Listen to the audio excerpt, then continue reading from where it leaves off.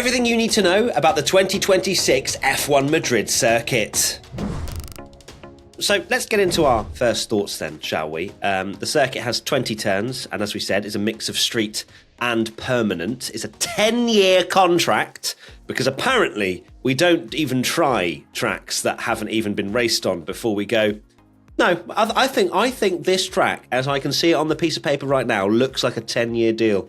Perhaps to even be extended to 2074 if we have a good first race. F1 just like to do things in 10-year deals, don't they, Tommy? There's no trial period. 5 years feels like a long time to commit to a new track. But no, 10 is the way that Formula One seemed to be going of recent. You think 10 years is such a long time, and Formula One can be so different. You wonder if a lot of it is them trying to lock in the buzz of Formula One while it's this growing and massively popular sport. And they're like, no, let's lock in for 10 years. So they have to host this race in the middle of the circuit in Vegas and all these other new circuits that are having this big fanfare and stuff. But yeah, from our side, it's weird because, you're used to kind of circuits being like, oh, it's a new circuit, let's see how it goes. And then sometimes they drop off the calendar, but it's very much yes, 10 years. And come to think of it, it is funny, isn't it, that when we had the COVID calendar and there was all that talk of oh, maybe we need to swap circuits in and out and stuff. And now it's gone completely the opposite way, where it's no, everything's locked in for years and years and years and years.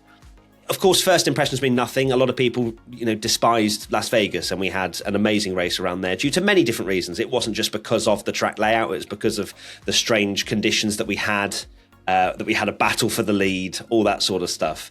But when I look at that track map, I go, yeah, that looks like a lot of heavy braking zones. Oh wait, no, it doesn't. So how are people going to overtake? It's kind of my first thing, because I like a heavy braking zone, Tommy. I like a long straight into a heavy braking zone so that people can actually try to go for a move. You don't really see too much of that, do you? No, and maybe it's a trend now. I think we said this about Vegas perhaps as well. And the kind of mid-2010s era was where Hermann Tilke was building these tracks, and it was very much the way cars overtake is long straight, heavy braking zone, hairpin. And, we always mention it when we talk about circuits, but Sepang is a great example of that. Malaysia, where you had that, the final sector was essentially long straight, hairpin, long straight, hairpin, long straight, hairpin. And that's why we saw good overtaking there. It does make you wonder how much Formula One is pushing overtakes now just being these DRS passes where it's not done in the braking zone, it's done on long straights. And it is conflicting, because I personally think it's similar to Saudi. Saudi's high speed, and you go, oh, there's not many places to outbrake someone and overtake. But I do think that circuit is really exciting and thrilling, and it has produced some good races. So yeah, first thoughts are it's really hard to judge, as we know. It's funny when I look at that track map that Formula One have posted, it looks like someone has done it freehand, and it doesn't even look clean. I think that's probably what you mean. Yeah, that's what I mean about it. Doesn't especially the straights aren't straight. The top of the track, it looks like you've got a bit shaky. You're yeah. Oh, I'm not sure. You just kind of, the coffee's kicked in when they've been drawing that line. And you see, I'm assuming you have the straight and then into turn one, which is a little chicane by the looks of things. And then you have this, it goes round to the right, and then it's a straight that curves round, and then you've got this very strange little that's the bit that I find really weird. Is that a really weird corner, or is that just someone not being able to draw properly? Because then it goes kind of under the sort of freeway thing that we got, the bridge that you've got above the track, it looks like, and then know. You do wonder as well, because does that go across? Is that a bridge or is that a road? I can't tell. I don't know Madrid, so who knows? But that bit of the drawing to me, the track map, if you see it from the we're looking at the graphic that Formula One tweeted, for audio listeners that are probably what are you talking about? That is very bizarre, that bit. Question from P1 Patreon member James BWFC22. Only just seen the actual track layout. What's the point in a street circuit in a capital city if it doesn't actually go around any of the streets? Because there is a Madrid Exhibition Centre, which everybody can go and visit when they are at the Formula One Grand Prix. I don't know why they've gone for this particular area. There are obviously many conversations that go on around how they would actually make it happen. Because it's not like they can just plonk a Formula One circuit in the middle of any street. I mean, Vegas kind of proved that maybe they can, but I don't think every single city in the world can accommodate for Formula One to just disrupt everything. So I imagine that's probably the thinking there is like, oh, okay, if it's maybe just a little bit out, but we can still say it's in Madrid and in the heart of it, and we can do a little bit of a permanent thing. That's good, yeah. Then we can write that one down. So then we can say it's not fully street. Yeah. That's probably the thinking there, is that, not every track can accommodate 300,000-400,000 people to rock up and watch Formula One. Exactly, and I think as well, the big complaint is that street circuits, people don't like them, and they're all seemingly becoming street circuits. But the fact that this one does have a bit of a permanent feature as well, I think is a good thing. And while it's maybe not the most interesting thing for Formula One fans, of course, like Formula One are pushing the whole sustainable message as well. And however much we don't like it, because we love our Silverstones and Spas and Monzas and things like that, in the modern world, it's not. It doesn't make as much sense for promoters and things to have everyone arrive by car in the middle of nowhere. Parking's a nightmare.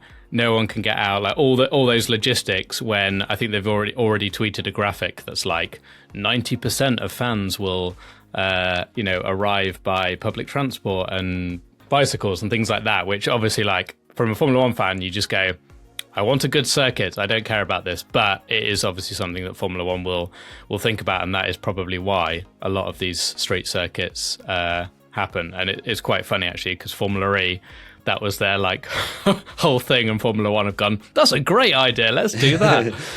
Even to the point where they're now building these tracks in capital cities, slightly outside. But I'm not against the fact that it's a mixture of both. I kind of like that. It will feel like that rather than it just being a Monaco. Next question from P1 Patreon member Nicola. How long until every race is a street race? Formula One clearly have this mission that the best way to garner more fans and to keep momentum is by going into highly populated areas, i.e. city centres, and making lots of noise with their cars, and people go, what's that? And then they all start watching. That's kind of my feeling of why they're going to so many street circuits, and they're adding places like Madrid onto the calendar. You look at the calendar, and there's 24 races, and it's only 6 of 24, so a quarter. And I don't think a quarter of the circuits being street tracks is a problem. Where I think F1 fans' problem is that every modern track is a street circuit.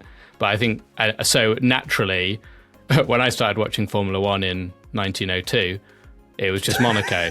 And even 10 years ago, there was Singapore was there's a new street track, and it was that and Monaco, or whatever. And there wasn't many, whereas a quarter is a lot compared to that time. And I guess the concern is that in 10, 20 years' time, it is 75% street circuits, then it's half, and it is more. So that is the concern. Next question from Seaweekiwi.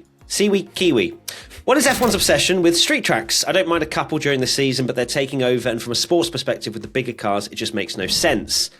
That is also true, and I can see why people are concerned about that, because street tracks, they have a maximum width because they can't start knocking down buildings, and I can understand again the potential concern about this. We don't know how wide this particular circuit is going to be, especially when they've got the permanent side as well, but I think I've sort of covered F1's obsession from my opinion as to why they're going to more and more street tracks. Is there any other things that you would say, Tommy, on that front? Not on that side, but I would say that I will controversially disagree that the sport having bigger cars, it doesn't make sense because they're outgrowing the traditional tracks. Like Barcelona, it was never the greatest race in the world anyway, with or without the chicane, even in the 90s or whatever. But in those cars that were a lot slower, they had a lot less downforce, corners were corners. So these high-speed corners, you couldn't take every single one flat. So people would make mistakes. You could follow each other because cars were going around the corners at different speed, whereas now they just fly around those corners. Every corner is pretty much flat out, and there's nowhere to overtake because like the straights don't feel long enough. It's full of like high-speed corners and stuff. Whereas you'd argue that the tracks that have produced good races, as much as we all complain about street circuits, is like Saudi provided some bangers, Baku provided some good races. In my opinion, Las Vegas was the best race of the year last season, and that is because these street circuits aren't Monaco. They are like these new street circuits where they are quite wide, and they can accommodate the cars, and they suit how modern Formula One cars race. So I actually think that while I don't want them to go down the full street circuit route, I actually think that this circuit is a better trade-off than having Barcelona. And I guess to continue your point, Tom, is a really good one. You think of tracks like Zandvoort that are not street circuits, and they're the most narrow things in the world because they are permanent and they're old school and they haven't really changed that much. There are a lot of tracks out there that aren't, in the middle of a city centre that still have that problem that they can't accommodate the bigger Formula One cars. So I guess that problem does also carry over to the other ones as well. So interesting stuff. Next question comes in from Annex_Max Tech. If we continue like that, classic F1 circuits will all be gone by 2035 and street circuits will take their place. What do you guys think about that? Now, we've spoken about the division of street tracks to current sort of permanent wonderful tracks, and the split is fine for me. I think it's going to increase more. I think that's the way Formula One are going, and we'll see how far it goes. For me, what would the split have to be before I get really concerned?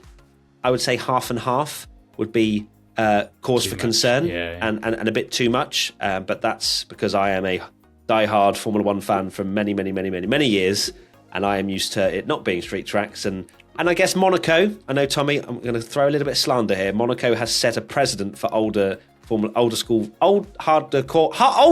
Formula One fans that street tracks are rubbish because there's no overtaking. Yeah, exactly. But it's not the case. I think that if it accommodates, like you said, Tommy, in that previous point of, it's wider and they can actually overtake and race, then I don't have too much of a problem with that because I'm here for the racing. I don't really mind too much whether it is a street or a traditional track. But when you look at track layouts like the one we're looking at now at Madrid, of course you're going to come to opinions, you're going to jump to conclusions. But until we see it, we kind of have to give it the benefit of the doubt if we possibly can.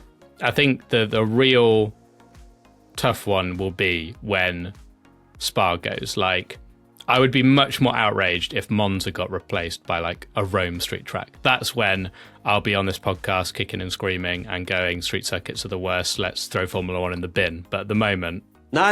You're the one that's been an advocate all this time for Monaco. Oh, I love Monaco. And F1, listen, they're like, well, Tom Bellingham likes it, so we're going to add another 13 to the calendar. Next question, P1 Patreon member Indy XM. Will Barcelona disappear from the calendar? Unfortunately for Barcelona de Catalunya Grand Prix circuit. I'm so gutted. The fans that have, as I say, come out the woodwork to defend this circuit due to the reprofiling of Turn 10 and the last chicane, they're not going to be too happy. Unfortunately, there's no place for it anymore. They've signed Madrid.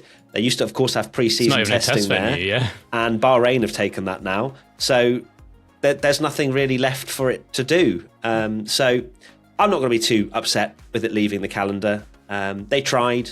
I think they tried too late to change the track to. Oh yeah, it was 10 years too late, wasn't it? Just a little bit. So yeah, it does seem like it's going to be going, and no one, a bit of outrage. But as we say, people love to be outraged on social media. They won't be outraged the minute we set onto Madrid. 100%. Exactly, it is a bit of an oh no anyway, and this is the thing with these tracks. Like people are like, oh, why is it this track? Why don't we go to like Jerez or something instead? Like, none of these circuits would suit modern Formula One, I'm afraid. Like, it's just the reality that the Formula One cars have got too big, they're too quick, and they don't suit these like short, narrow testing tracks anymore. And it is sad because the boomer Formula One fan in me like would love to see them racing there still, and that's why I'm desperate for them to stay at your Spas, your Monzas, even if we say it every time when we discuss the calendar. When was the last time Spa even produced a good race? It's been ages, but I still want it on the calendar. That's true, actually. Same for Barcelona, right? Same for Barcelona. You think of all the classic moments like... Right, next question. P1 Patreon member Michaela. Another 10-year deal for a track that's not even built yet. Apparently it's not entirely a street circuit. It worked for Vegas, luckily, but is it going to work again? They might do a Baku, where Baku somehow, they frauded their way to 2 incredible Grand Prix, and everyone's like, this is the greatest venue of all time. It's just Formula One there at the same time, isn't it? Like, it is a roll of a dice. It could be a terrible track, but still get a good race because someone, got really fortunate with a safety car, and we get a crazy race, and someone, random wins. I know 2023 didn't happen for that, but that sort of thing, and then people's sentiment immediately goes, well, that was great, wasn't it? Next year. Or like Monza, for example, when we had 2 of those crazy winners in Gasly and Ricciardo. I'm like, oh, wow, spices it up so much. But you actually, the races were like, there's no slipstream and everybody can't overtake on one of the longest circuits. It's all dependent on so many scenarios in Formula One. And there is something to be said about good and bad tracks. But until we've seen racing there, we don't know yet. So there you go then. You've listened to a long podcast, and at the end, the conclusion is we don't know. We don't know. But who does? Join us next week where we discuss what will happen next year. Okay, so Tommy, give us your final thoughts then, other than you don't know. My final thoughts as one of the most pessimistic people in the world, and a very pessimistic person. That's what the P stands for in P1, actually. Yeah, so. Pessimism 1 is that I know we love a moan, but just think of the positives and the short-term positives that a bad track has been replaced by something that might be good. And my final thoughts are, it might also be bad. So we'll have to wait and see. 2026. See you in 2026 exactly. For our next podcast. We're off. Right, thank you, everybody. See you very soon. Lots of love. Bye. Bye.